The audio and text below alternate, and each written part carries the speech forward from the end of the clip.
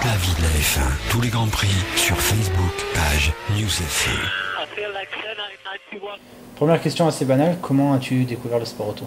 Le sport auto, à travers mon père, fanat de sport auto depuis toujours. Anciennement pilote de rallye qui a fait 3e en 97 sur une Visa mi-piste au championnat de France de rallye sur terre. C'est sa passion, c'est lui qui m'a transmis ça. Et depuis 2005 ou 2004, je ne sais plus exactement, j'ai commencé le karting. Et c'est là vraiment que j'ai commencé à avoir mes premières expériences, mes premières sensations en sport auto. Avant, je faisais plus du foot ou du tennis et j'étais pas très intéressé, je l'avoue, j'étais pas très intéressé par le sport auto. Mais je suivais quand même mon père via les rallyes, ça j'adorais. Et mon père m'a mis dans un kart à l'âge de 9 ans et j'ai pris goût de suite. Donc voilà, c'est grâce à mon père que j'ai connu le sport auto en grande partie. À quel moment tu t'es dit que c'est cette voie-là que tu voudrais faire Pas de suite, on va dire les 3-4 premières années en karting, et je faisais ça juste parce que c'était un plaisir, un loisir, et j'ai compris qu'à partir au niveau de mes 13-14 ans, 14 ans on va dire, quand je suis passé en Rotax Max, le niveau est devenu un peu plus sérieux et plus de bagarre.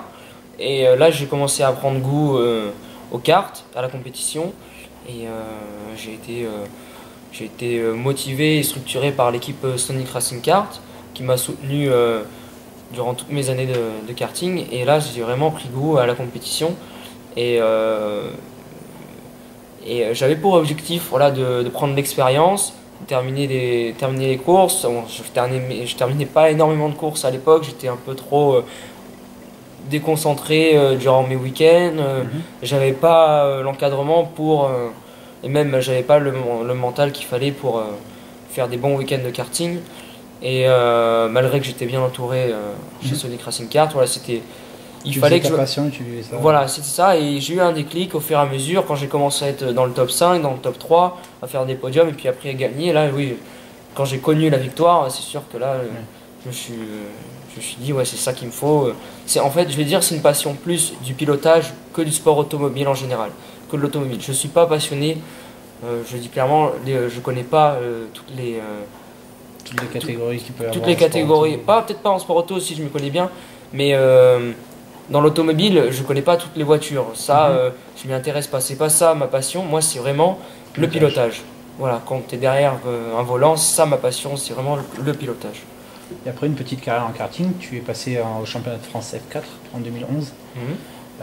Tu rêvais de devenir pilote de F1 ou c'était juste toujours tu vivais toujours ta passion?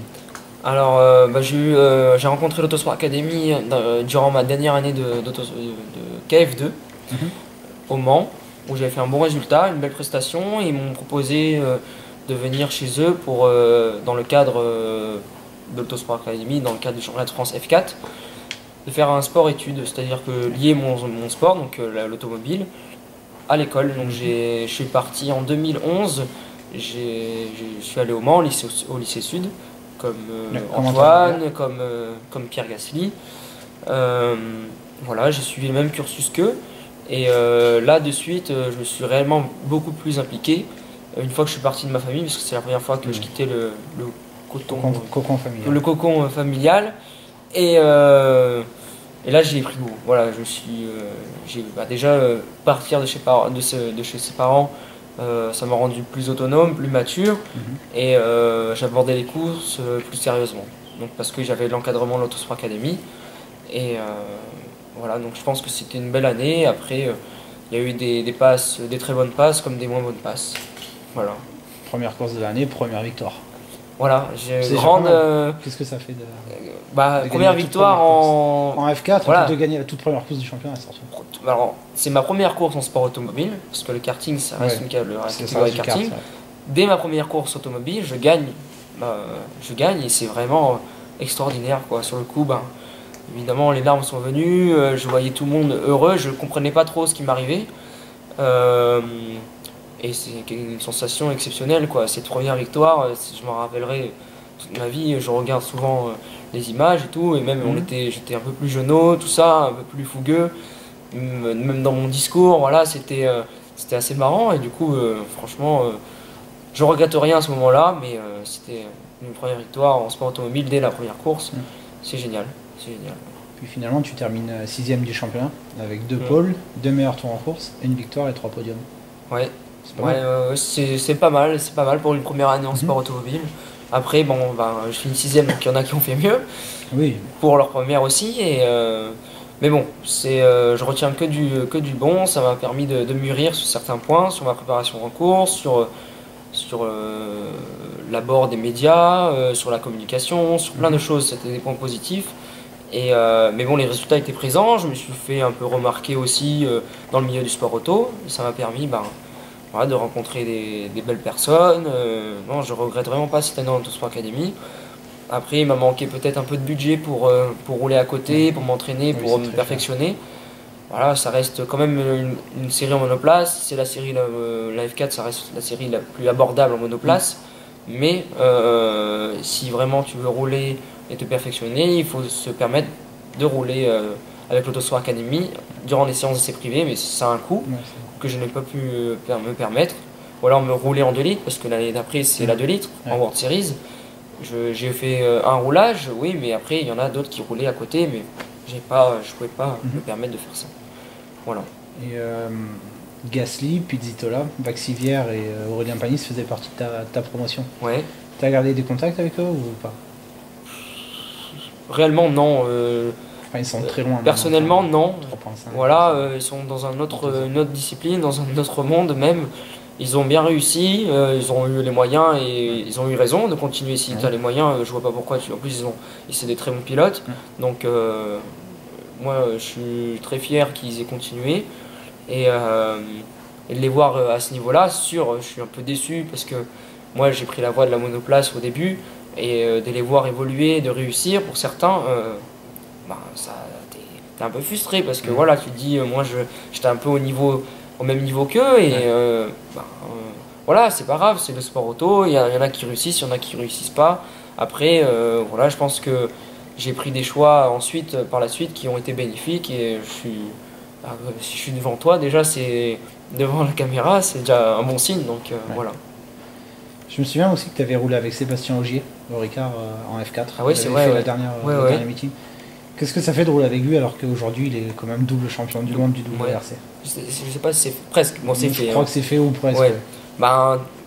Sur le coup, j'étais plus dans ma course, parce qu'en plus j'étais le pilote de la région.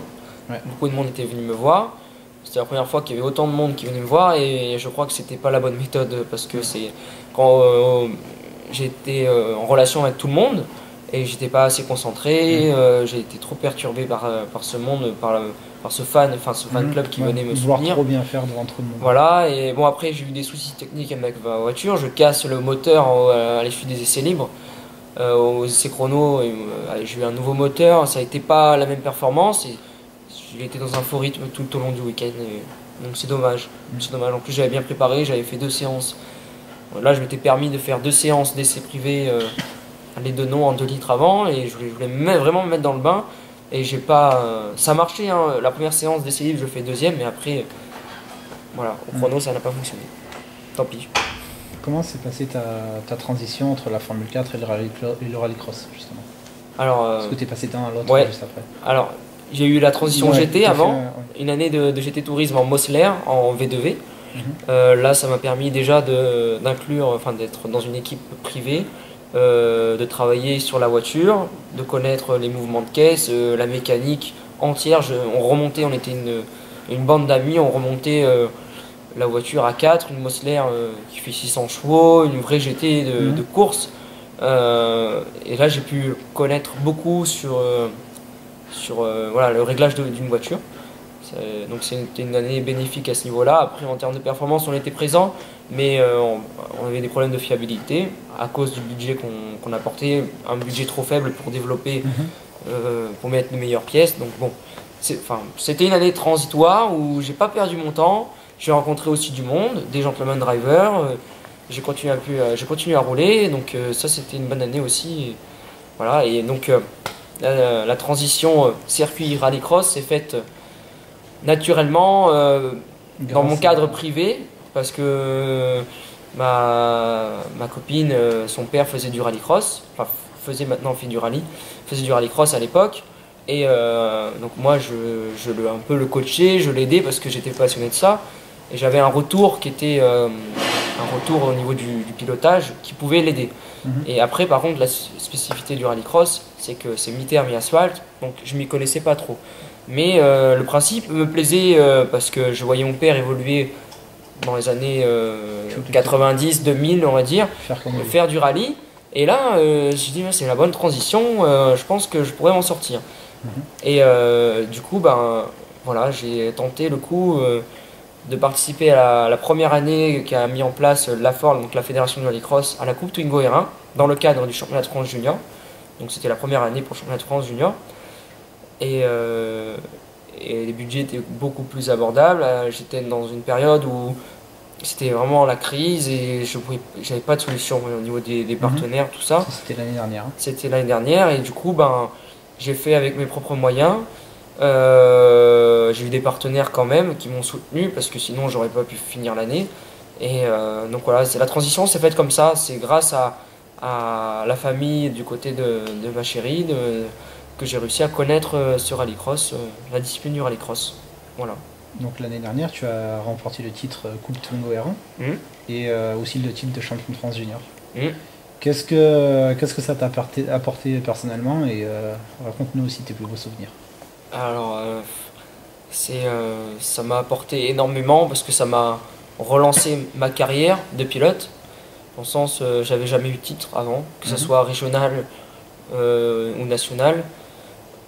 J'ai jamais eu de titre et là, dès ma première année en rallycross, dès ma première année dans une voiture de rallye, je remporte un championnat et du coup, et en plus j'ai remporté, je sais plus, 4 courses sur 8. Enfin, j'étais un bon pronostic, un bon ratio et en plus j'ai été disqualifié à la première course à cause de la GoPro. Enfin, voilà. J'ai fait une très belle année, j'ai été remarqué par tout le paddock, tout le monde a été reconnaissant, tout le monde venait me voir pour me féliciter, pour me dire mais voilà, mais d'où tu sors. Je dis j'ai le circuit, j'ai la formation de pistard et je pense que la formation de pistard m'a vachement aidé pour le rallycross parce que la terre reste quand même de la terre très dure, donc il n'y a pas trop de terre. C'était vraiment, il faut aller très fin, un pilotage très fin. Un peu comme, bon, après c'était des boîtes d'origine, c'était des voitures d'origine. Et du coup, remporter la France junior, déjà personnellement, ça m'a réjoui, mais à 1000%, j'étais le plus heureux. Pour mon père déjà, le plus heureux aussi. Toute mon équipe d'Elan Sport. L'équipe d'Elan Sport, en fait, c'est une équipe qui vient de ma famille, enfin de la famille du côté de ma copine. Donc voilà, c'est de Normandie, c'est une équipe normande et qui était championne de France en Super 600. Et j'ai commencé le rallycross à travers eux et je pouvais pas mieux débuter, ça c'est clair. Et donc j'ai partagé ma passion à travers cette discipline. Et dans cette discipline, il y avait des gens que j'aimais. J'étais entouré que des gens proches. Vraiment très proche. Ça a l'air d'être une très bonne ambiance aussi. Et c'est, il n'y a rien de mieux. Il ne faut pas chercher, il n'y a rien de mieux que le rallycross en termes d'ambiance.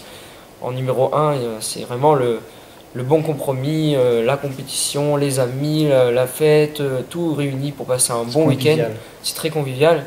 Et du coup, j'étais entouré de personnes que j'affectionnais. Et du coup, ça a fait que voilà, je me suis retrouvé en tête du classement et j'ai remporté le championnat. Et j'ai gagné cette saison payé par la fédération du rallycross, donc la FOR et Yako, partenaire Yako, tous ces partenaires-là, pour faire du championnat de France rallycross Super 600, donc la catégorie au-dessus. Je passais d'une voiture de 133 chevaux à une voiture de 240 chevaux, deux roues motrices quand même, bon voilà, rien à voir, une Twingo quand même, donc bon, une Twingo ça paraît fou, mais elle existait, et du coup j'étais plus heureux parce que déjà rien que financièrement, ça m'a réduit les coûts de moitié, énormément quoi. Donc voilà, donc j'ai eu la chance de remporter ce volant. C'est pour ça aussi que je me suis lancé dans le rallycross, donc j'ai créé cette coupe de promotion et à la clé, le vainqueur a gagné un volant tout frais payé quasiment. Voilà. Un peu comme celui qui gagne la RCZ passe en GT Tour. C'est ça exactement, oui. Exactement. Et cette année, tu as même participé à une manche du championnat du monde. à l'OEAC. Voilà, C'est peut-être pas trop bien passé, mais quels sont quand même tes souvenirs? Surtout que tu as pu rouler avec Julien Febvre, je crois. Enfin, tu as pu le croiser, lui il roulait dans la catégorie dessus. Alors là, c'était pas à l'OEAC, parce que lui il était sur un Grand Prix de F1 à ce moment-là. C'était à Pont-de-Ruan, lui il a roulé en supercar, il gagne les supercars d'ailleurs, dès sa première course. C'est la catégorie Rennes, hein, je crois. Oui, supercar, ça fait supercar, super 500. Après, c'est des Coupes de France. Il y a le championnat de France junior, c'est en Coupe Twingo R1. Il y a Division 3 et Division 4 après. Enfin voilà. Et en France, il y a le Super 1600 est plus attractif que le supercar. Il y a plus, voilà, les gens préfèrent le Super 1600 que le supercar. Par contre, alors en Europe et au niveau mondial, c'est le supercar qui prend le dessus à 1000%. Voilà. Pourquoi, je sais pas, mais c'est comme ça. Voilà, le Super 600, c'est toujours des courses rythmées, avec des voitures qui en plein régime, c'est assez sympa à voir. Et j'ai eu l'occasion, dans le cadre du championnat de France Super 600, enfin, c'était dans le volant, cette course-là, donc du RX, World RX Rallycross à l'OEAC, cette course-là n'était pas prévue, donc j'ai dû ramener un budget supplémentaire. Et donc, l'avenir se joue dans le World RX. Même dans le sport automobile, le rallycross prend beaucoup d'ampleur. Beaucoup de pilotes s'y intéressent, des constructeurs aussi. On a vu Solberg qui s'y met un petit peu. Voilà, Peter Solberg, Villeneuve. Enfin voilà, Sébastien Loeb en 2013 à l'OEAC, il a fait une présentation. Enfin, il a fait présence. Du coup, voilà, je me suis dit, il faut que je marque le coup à cette épreuve-là. Malheureusement, on casse la boîte de vitesse à la fin des 4 manches qualificatives, donc impossible de prendre part aux phases finales. Et j'étais très déçu, vraiment le moral au plus bas, même pour la fin du championnat, j'avais complètement baissé les bras, je voulais arrêter. Pour moi, c'était parce qu'il fallait que je marque le coup à cette épreuve-là, parce que les écuries, après, les écuries du championnat d'Europe, elles étaient présentes, et je voulais me montrer et dire que je valais le coup, quoi. Et du coup, j'ai pas pu et j'étais dégoûté. Mais bon, j'en retiens que des bons souvenirs quand même aussi, parce que j'ai fait de très belles manches. Tu t'es fait remarquer même. Voilà, j'étais devant 70 000 spectateurs. J'étais présent, donc c'était déjà très bien. C'était un bel événement. Il y a quand même du monde. Oui, autant qu'au World Series ici quand même. Ouais, le rallycross, ça devient populaire. Et quand est-ce que tu viens de nous faire une démo ici là, sur le circuit? Sur le circuit ça va être possible malheureusement, parce que déjà la voiture ne m'appartient pas. C'est une équipe vendéenne, Olimeca Sport. Non, c'est trop compliqué, j'aimerais bien. Et en plus, il n'y a pas de circuit dans le sud. Moi, j'aimerais tellement qu'il y ait un circuit. Voilà, qu'on puisse venir te voir. Parce voilà, que exactement. Un peu loin quand même. C'est loin, j'ai énormément de monde qui me soutient dans la région. Donc, Serge le premier. Ouais, Serge, toi, tout le monde. Il y a vraiment beaucoup de monde. Donc, Et qu'est-ce que tu nous réserves pour l'année prochaine? Mondial, France, Europe? Alors, l'avenir est dans le rallycross pour moi. Si je le compare à la Formule 1, commence à perdre un peu en popularité. Oui.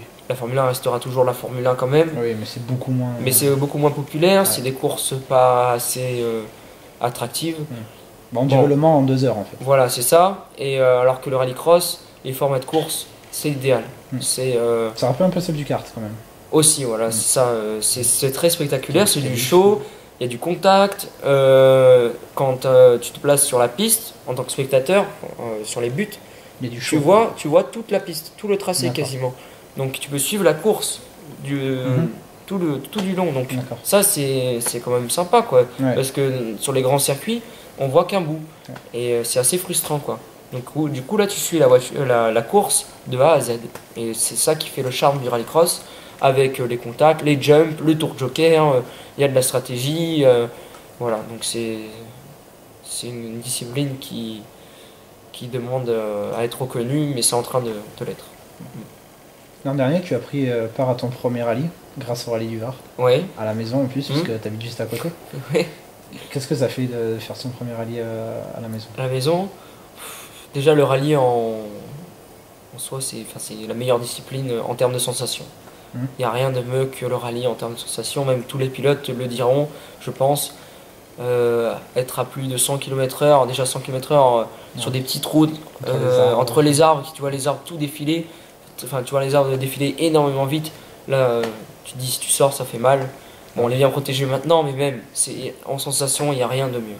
Il n'y a rien de mieux que le rallye, et puis faire débuter le rallye chez moi, c'était l'objectif aussi. Et c'est dommage qu'il y ait eu cette petite incident en deuxième spéciale, une faute de débutant, hein, voilà. J'ai appris sur le coup, bon, j'ai pu repartir en Super Rallye et je me suis fait énormément plaisir avec mon copilote. Sur la fin du rallye, on a fait des très bons résultats, donc je retiens que des bons souvenirs. Tu y retournes cette année? Tu le refais encore? Et j'aurais bien voulu, dans une voiture plus puissante, parce que la R1 commence à être un peu... c'est pas que c'est démodé, mais enfin c'est... Oui, ça va beaucoup moins vite. Ça va moins vite qu'une R2, voilà, donc j'aurais voulu rouler en Opel Adam R2. C'est des bonnes petites voitures, ça marche assez fort, une boîte séquentielle.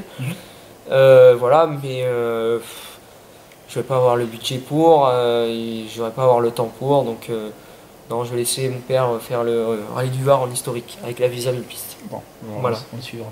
Ouais. On va aller faire un petit coucou. Avec plaisir. La région PACA vit quand même un petit peu des moments difficiles en ce moment avec l'accident de Jules. Ouais. Est-ce que tu peux nous dire un mot sur lui? Jules, c'est un exemple, parce que quand je l'ai connu, j'étais en minime cadet et ça remonte et quand je m'entraînais à Brignoles, parce qu'à l'époque je m'entraînais tout le temps à Brignoles, sa piste, hein, c'est son domaine, hein, ça lui appartient. Hein, si on veut marquer Jules sur la piste, on le marquerait Julien de partout, mais c'est sa piste.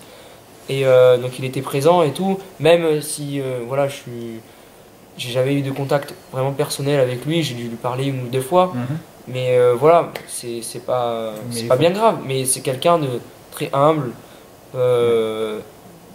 très simple et un excellent pilote, quoi. Un excellent pilote. Moi j'entendais quand il partait, quand j'étais à Brignoles, j'entendais ouais Jules Bianchi, il est au championnat du monde de karting et tout. Pour moi putain, c'est un truc de fou, quoi. Et donc ouais, c'est un exemple, parce que pour moi il devait être chez Ferrari depuis bien longtemps. Je sais pas ce qu'ils foutent, mais voilà, mais bon, c'est dommage, mais il a vraiment ce grain de folie, le pilotage qu'il fallait pour ça aurait pu être le nouvel Alain Prost, quoi, en fait. Oui, voilà, il a le talent pour être champion du monde. Exactement. Ouais, donc ouais, la région PACA vit un moment triste, très douloureux, et je l'ai appris. Moi j'étais à Brignoles à ce moment-là, parce qu'il y a eu le championnat de PACA. Voilà, de karting, et là on était tous pas effondrés, mais voilà, c'était waouh, quoi. On n'y croyait pas. En plus, il y avait les journalistes qui arrivaient, tout ça. Il y avait tout le monde. Il y avait TF1, toutes les chaînes. Je dis mais voilà, là c'est grave et je peux rien dire sur ce qui s'est passé parce que déjà j'ai vu la vidéo. La personne qui met le drapeau, faut pas faire attention. Le drapeau vert. Le drapeau vert, il faut pas faire attention parce que la zone était juste après. Oui, le drapeau vert est à sa place. Oui, voilà, il n'y a pas de souci à ce niveau-là. Après, voilà, comme le diraient la plupart, c'est la FIA qui gère ça. Cette tracteur, cette dépanneuse qui... Il aurait quand même fallu mettre le safety. On est en 2014, sur tous les circuits, enfin pas tous les circuits, mais la sécurité, c'est quand même la première chose à aborder. Et là, c'est pas possible, quoi. Suzuka, c'est quand même un circuit dangereux. Déjà à la base, à l'époque. Parce que gravier plus haut, ça fait luge, ça ralentit pas. Exactement. Exactement. Après, moi, je veux rien dire sur ce qui s'est passé parce que je sais même pas ce qui s'est vu. Voilà. Mais c'est impressionnant. Il est fort, hein. Il est fort parce que le choc pour soulever une dépanneuse, la dépanneuse c'est soulevée. Hein. C'est voilà. C'est un truc de fou. Mais bon, on va arrêter de parler du mal. On va essayer de. Voilà. En tout cas, on pense très fort à lui et j'espère qu'il va se rétablir très vite. Et on le soutient, ça va être long, très long.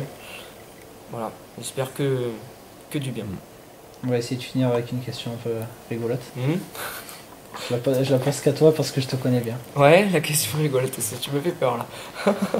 Il paraît que t'es un pilote rapide. C'est Ouais. vrai? Oui, je pense, oui. Ouais. Oui. Est-ce que ta copine t'a déjà dit d'aller plus vite? Oh là. Ah, j'ai pas besoin de lui elle a pas besoin de me demander ça, je crois. Ouais, elle a pas besoin, je pense. Non, ça va. Voilà. Merci. Merci. Merci à toi, Franck. Toute la vie de la F1, tous les grands prix sur Facebook, page News FM. I feel like 10, 91.